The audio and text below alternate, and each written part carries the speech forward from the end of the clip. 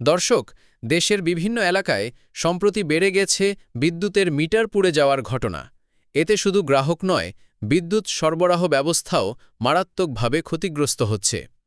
বিশেষজ্ঞদের মতে, মিটার পুড়ে যাওয়ার প্রধান কারণগুলোর মধ্যে রয়েছে শর্ট সার্কিট, অতিরিক্ত লোড নেওয়া এবং টার্মিনালে ঢিলা কানেকশন।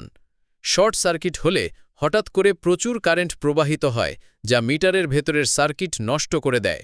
আবার মিটারের ক্ষমতার চেয়ে বেশি যন্ত্রপাতি চালালে অতিরিক্ত তাপ তৈরি হয়, যা ধীরে ধীরে মিটার পুড়িয়ে ফেলে। এছাড়া ভোল্টেজের হঠাৎ ওঠানামা, বজ্রপাত বা বৃষ্টির পানি ঢুকে যাওয়াও মিটার পুড়ে যাওয়ার ঝুঁকি বাড়ায়।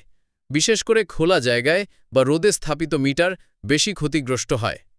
বিদ্যুৎ বিভাগ বলছে, সঠিক লোড মেনে যন্ত্রপাতি ব্যবহার, কানেকশন শক্তভাবে লাগানো এবং মিটারকে পানি ও রোদ থেকে সুরক্ষিত রাখা, এই ৩টি বিষয় মেনে চললেই দুর্ঘটনার ঝুঁকি অনেক কমে যাবে।